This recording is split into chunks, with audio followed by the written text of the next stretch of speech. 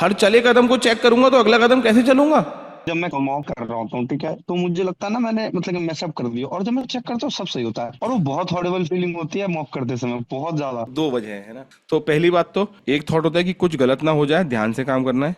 और एक होता है कि जो कर दिया वो गलत कर दिया है। ध्यान सुनना बहुत। दोबारा बोलता हूँ। एक होता है कुछ गलत ना हो जाए, ये थॉट दिमाग में आना कि ध्यान से काम कर। और एक होता है कि कुछ गलत कर दिया। अब इन दोनों में फर्क क्या होता है? जो थॉट होता है कि कुछ गलत ना हो जाए, ध्यान से काम कर, वो थॉट होता है जो कि तुमको पेपर भी सही करवाएगा, लाइफ में भी सही रखेगा, सचेत भी रखेगा और तुम अच्छा भी करोगे। और वो थॉट जो तुमको बोलता है कुछ गलत कर दिया, वो क्या कर देगा? वो उन एक्शंस पे तुमको वापस लेके जाएगा जिन एक्शंस को अब तुम चेंज भी नहीं कर सकते और कुछ नहीं हो सकता और तुम्हें लग रहा है कि तुमने कर दिया। तो जब कभी तुमको पेपर देते में, मॉक करते में तुमको लग रहा है कि वो गलत हो गया यार, या गलत हो गया होगा, तो अपने आप को बोलो कि वो तो हो गया है ना।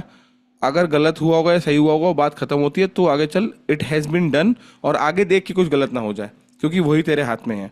तो रादर देन इस बात का जवाब, बहुत बार क्या होता है ध्यान समझना, इस बात का जवाब खुद को देने के कि वो जो तुमको लग रहा है गलत हुआ नहीं हुआ, तुमने बोला, जैसे तुम मॉक दे रहे हो, तुमने कहा यार वो पीछे वाला शायद गलत हो गया, फिर दूसरा मन कह रहा है नहीं सही है यार, फिर तीसरा कह रहा है नहीं गलत है, चौथा कह रहा है सही है, तो पांचवा बोला चल चेक कर लेते हैं, बस हार गए तुम।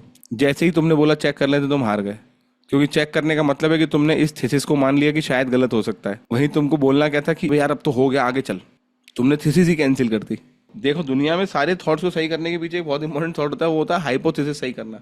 तुम्हारी हाइपोथेसिस तुमको सही करनी पड़ेगी कि जो सवाल मैंने कर दिया है वो गलत हो या सही हो, इस बात से अब कोई फर्क ही नहीं पड़ता, वो मैंने कर दिया है। ये मान के चलना पड़ेगा पेपर में। हर चले कदम को चेक करूंगा तो अगला कदम कैसे चलूंगा? तो क्या बोलना है आज के बाद सेंटेंस कि कुछ गलत करना नहीं है, ये नहीं बोलना है कि कुछ गलत कर दिया है। कॉन्शियस और एंग्शियस में इतना ही तो फर्क है। When you are conscious about your life, you try not to make mistakes which can be averted. When you are anxious in your life, you first of all feel very much bad pain or anxiety even before the steps come into play. And after taking the step also you feel that you have taken the wrong step and then you feel bad about it.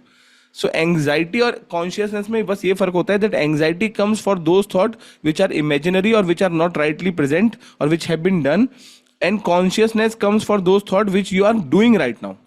तो जो सवाल कर लिया उसकी चिंता anxiety है, जो सवाल आने वाला है उसको करते समय ध्यान से करना कॉन्शियसनेस।